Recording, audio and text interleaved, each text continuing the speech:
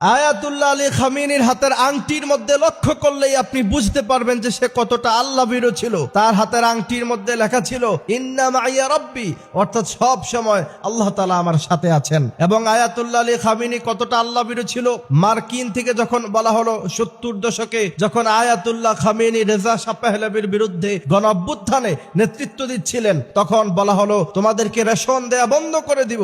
Ayatollah Ali Khamenei মার্কিন সেনাদেরকে বৃদ্ধাঙ্গুলি দেখায়া বলেছিলেন, যেই জাতি গোটা একটি মাস রোজা তার উপর ফরজ, খাবার সামনে থাকে সে খাবার গ্রহণ করে না, ওই জাতিকে তোমরা খাবারের ভয় দেখাবা না। 80 ঊর্ধ্ব তার বয়স, এই সময় মানুষ নিজে হাঁটতে পারে না, নিজের খোঁজ খবর নিজে রাখতে পারে না। এই 86 বছর বয়সে আয়াতুল্লাহ আলী খামেনি গোটা পশ্চিমা সাম্রাজ্যের বিরুদ্ধে একা দাঁড়িয়েছিলেন, অনড় ছিলেন। যখন গোটা মুসলিম বিশ্ব পশ্চিমা সাম্রাজ্যবাদীদের পা চাটার মধ্যে ব্যস্ত ছিল, তিনি একাই পশ্চিমা সাম্রাজ্যের বিরুদ্ধে দাঁড়িয়েছিলেন। সেখান থেকে প্রমাণ হয় তিনি কতটা আল্লাহ ভীরু ছিলেন। আমার দেশের অনেক আলেমকে দেখলাম তিনার বিরুদ্ধে সমালোচনা করতে। আমাদের কি স্পষ্ট ভাষায় একটা কথা মনে রাখতে হবে যে আপনি সুন্নি হতে পারেন, শিয়া হতে পারেন, ওয়াহাবি হতে পারেন, নিজেদের মধ্যে যত মতভেদ থাকুক, জালেমেরা যখন আপনার উপরে হামলা করবে তখন তারা দেখবেন আপনি সুন্নি নাকি শিয়া। তখন শুধু যদি মুসলমান হন, আল্লাহর তাওহীদের কালিমায় বিশ্বাস করেন, আপনাকে তারা রক্ষা করবে না। তাদের বন্দুকের নল থেকে আপনি রক্ষা পাবেন না। সুতরাং